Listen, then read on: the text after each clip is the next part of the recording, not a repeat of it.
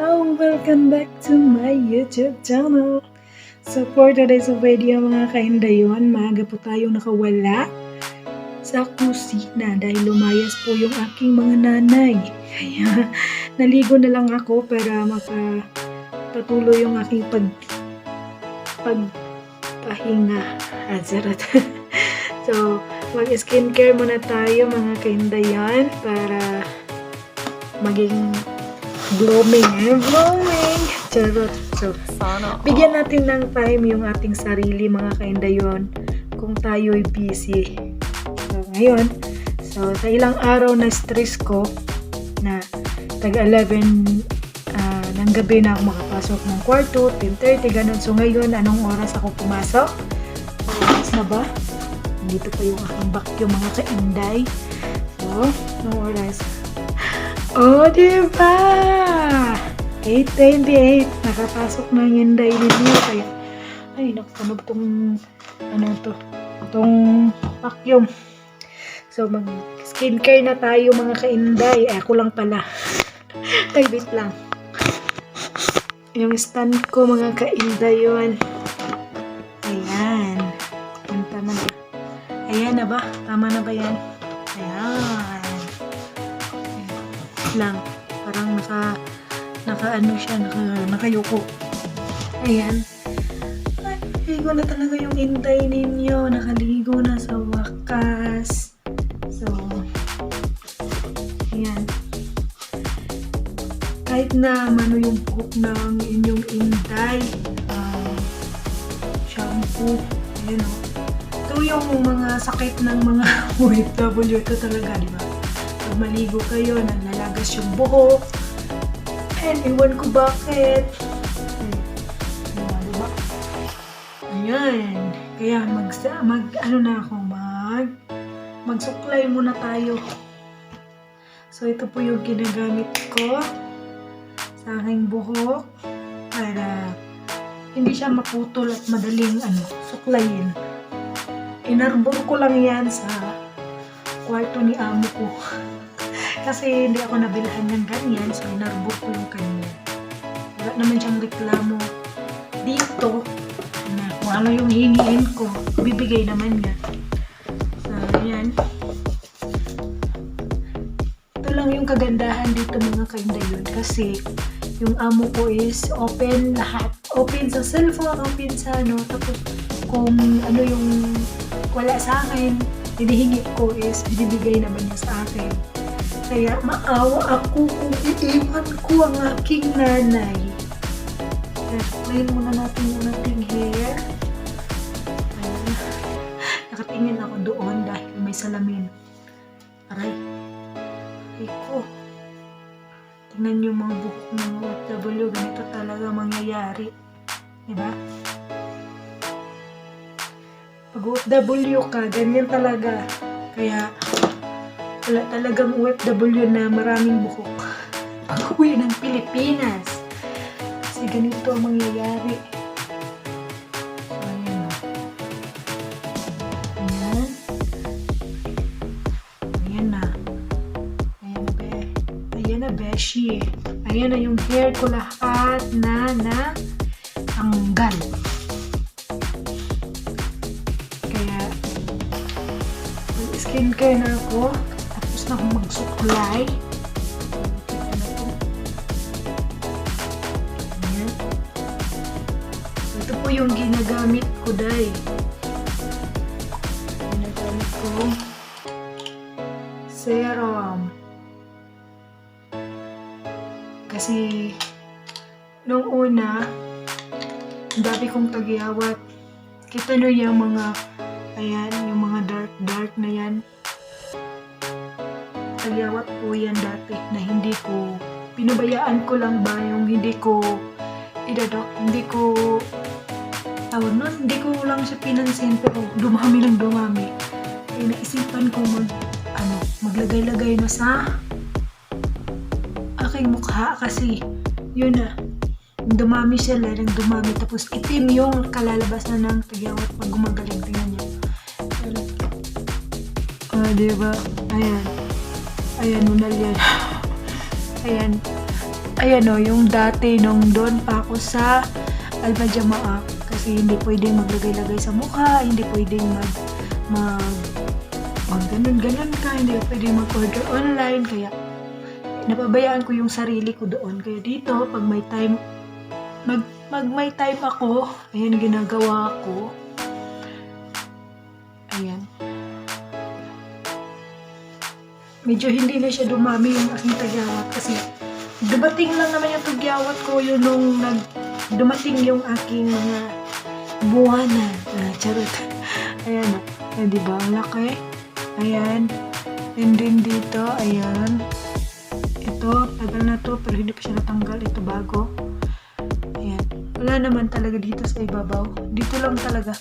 Nung dati talaga, ayan, tignan nyo yung mga item. Ayan, napakalaki niyan. Na ano ka talaga, parang ganito kalaki yung tagyawat ko dati. Kaya, naisipan ko nang maglagay-lagay sa aking mukha. Baka naman, hindi siya lumala. Eh, ayun, wala naman siya. And ito naman yung nilalagay ko pagkatapos ng serum. Yung peeling lotion. Ayan, sarat. Peeling lotion. Peeling maganda. Hayaan nyo na ang yung inday. Ayan. Para hindi siya masyadong ubitim yung result. Pagkatapos ng tagyawat na mawala yung itim. Ayan. So, meron pa na ito. So, ayan.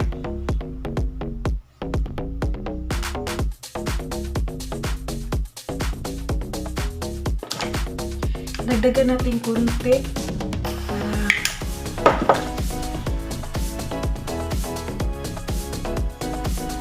Lagyan nyo yun. Huwag nyo kalimutan lagyan yung liig din nyo kasi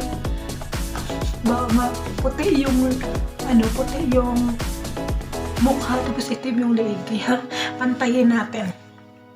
Ayan.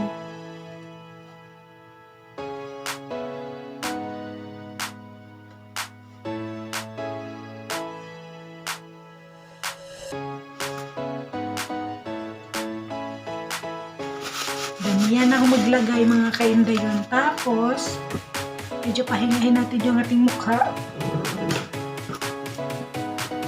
And then, umaga naman, iba-iba talaga yung brands ng ginagamit namin dahil yun ang nakasanayan namin. Hindi parehas yung ginagamit namin sa mukha namin. So, umaga, ito naman yung ginagamit ko. Dahil napakainit dito sa Saudi, kaya ito yung ginagamit ko. Pag-umaga lang naman. Pero paggabi, itong serum, Sakura, at saka itong peeling lotion, at saka itong cream. Ayan. Diba? Patuyuin mo muna para effect. So, ito lang talaga yung nakasanayan ng aking mukha, kaya pinagpatuloy ko. Pero kung hindi naman siya hinihinto ko kasi baka ayun, lumala yung ating mga sa mukha. Then dito sa ilong, ang dami kong itim-itim.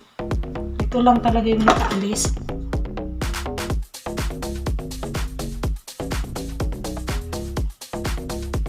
Itong itim-itim sa ilong, talaga yung nakaalis sa akin yung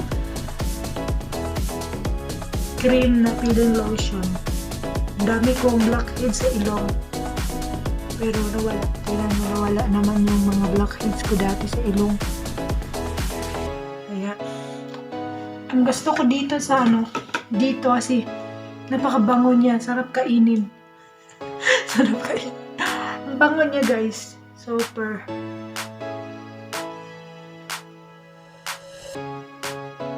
Tapos yung tawag nito yung mo ba, yung mukha mo parang malambot. Malambot siya. Ayun ang aking routine every night. And then, lagyan natin yung ating lips ng kahit ano na lang brand ng ginagamit namin kasi yun lang naman ang kasanayan namin. Yun ang binabalik-balik na namin gamitin yung kasanayan. Kaya meron din hindi sanay.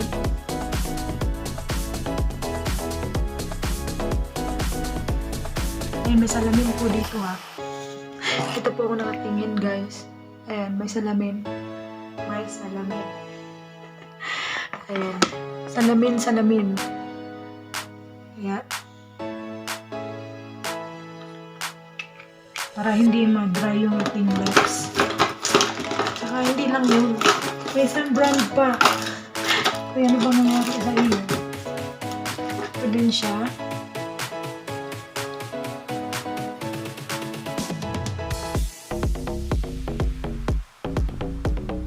Diba? Kahit matulog na, mapapula pa ng lips. Patulog ka na lang, pula pa yung lips mo. Sa ilang araw din akong na-stress, nakabawi din sa wakas. Grabe yung buhok ko, mga kainday yun, nangalagas na talaga.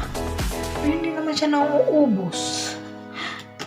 Ano na lang kung mauubos ng aking buhok.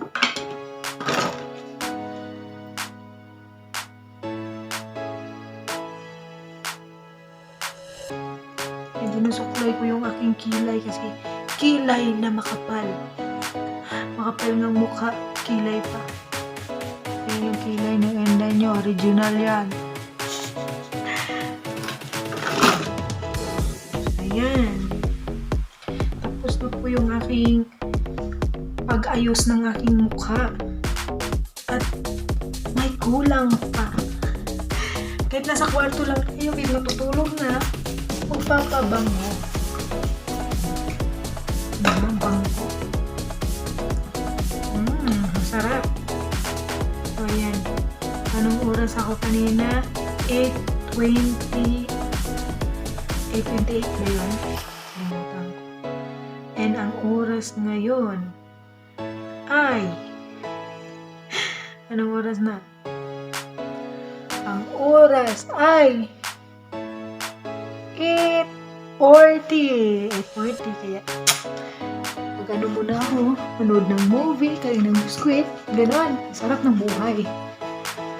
Sarap ng buhay ng Inday ninyo dahil medyo maagang natapos.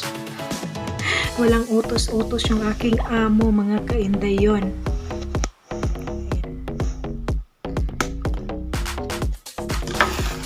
Walang utos-utos yung aking nanay. Kaya grabe talaga. Masakit kasi yung dito, mga ka-Inday yun. Ewan ko ba kung anong nangyari. Siguro sa stress na ilang araw. Katiyatahinga ko. Inano ko na ito kanina. Bakit gano'n? Wala naman. Ay! Ganun ang buhay dito sa abroad. Kaya thank you so much guys for watching. Hanggang dito na lang ang aking vlog kasi para makakonsentrate akong kumain. Yeah, thank you so much for watching. Bye bye. Love you all.